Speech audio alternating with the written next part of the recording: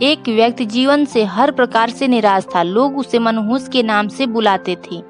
एक ज्ञानी पंडित ने उसे बताया कि तेरा भाग्य फला पर्वत पर सोया हुआ है, तू उसे जाकर जगा ले तो भाग्य तेरे साथ हो जाएगा। बस फिर क्या था, वो चल पड़ा अपना सोया भाग्य जगाने। रास्ते में जंगल पड़ा तो एक शेर उसे खाने को लपका। वो बोला, भाई मुझे मत खाओ, मैं अपना सोया भाग्य जगाने जा रहा हूँ।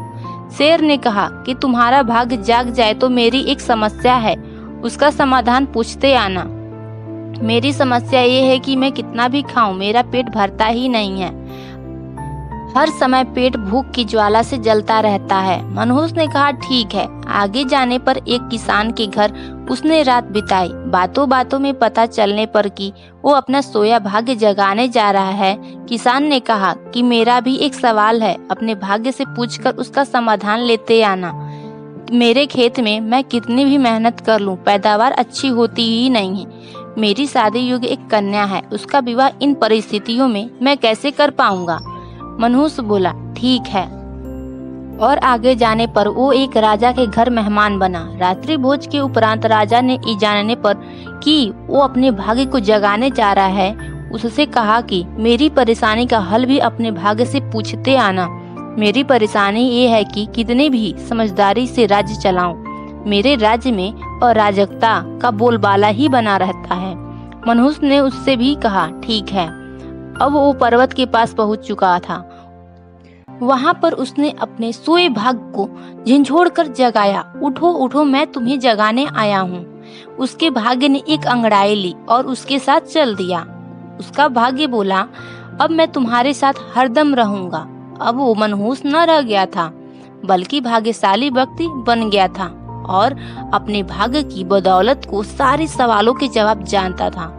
वापसी यात्रा में वो उसी राजा का मेहमान बना और राजा की परेशानी का हल बताते हुए वो बोला, क्योंकि तुम एक स्त्री हो और पुरुष के वेश में रहकर राज काज संभालती हो, इसलिए राज्य में अराजकता का बोलबाला है। तुम किसी योग्य पुरुष के साथ विवाह कर लो, दोनों मिलकर राज्य भार संभालो तो तुम्हारे राज्य में शांति स्थापित हो जाएगी। रानी बोली, तुम ही मुझसे ब्याह कर लो और यहीं रह जाओ। भाग्यशाली बन चुका वो मनहूस इनकार करते हुए बोला, नहीं नहीं, मेरा तो भाग्य जाग चुका है, तुम किसी और से विवाह कर लो। तब रानी ने अपने मंत्री से विवाह किया और सुखपूर्वक राज्य चलाने लगी।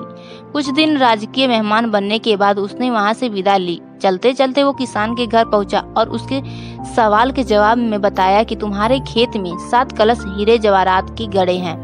उस खजाने को निकाल लेने पर तुम्हारी जमीन उपजाऊ हो जाएगी और उस धन से तुम अपनी बेटी का ब्याह भी धूमधाम से कर सकोगे। किसान ने अनुग्रहित होते हुए उससे कहा कि मैं तुम्हारा शुक्रगुजार हूँ, तुम ही मेरी बेटी के साथ ब्याह कर लो। पर भाग्यशाली बन चुका वह व्यक्ति बोला कि नहीं नहीं, मेरा तो भाग्योदय हो चुका है, तुम कहीं और अपनी सुंदर कन्या का विवाह करो। किसान ने उचित वर देकर अपनी कन्या का विवाह किया और सुखपूर्वक रहने लगा। कुछ दिन किसान की मेहमान नवाजी भोगने के बाद वो जंगल में पहुंचा और शेर से उसकी समस्या के समाधान स्वरूप कहा कि यदि तुम किसी बड़े मूर्ख को खा लोगे तो तुम्हारी ये क्षुधा शांत हो जाएगी। शेर ने उसकी बड़ी आवभगत की और यात्रा का पूरा हाल जाना। सारी बात पता चलने के बाद शेर ने कहा कि भाग्योदय होने के बाद भी तो इतने अच्छे और बड़े 2 मौके गंवाने वाले ये इंसान तुझसे बड़ा मूर्ख और कौन होगा। तुझे खाकर ही मेरी भूख शांत होगी। और इस तरह वो इंसान शेर का शिकार बनकर मृत्यु को प्राप्त हुआ। यदि आपके पास सही मौका परखने का विवेक और अवसर को पकड़ लेने का ज्ञान नहीं है तो भाग्य भी आपके पास आकर आपका कुछ भला नहीं कर सकता है। आपको स्टोरी कैसा लगा कमेंट करके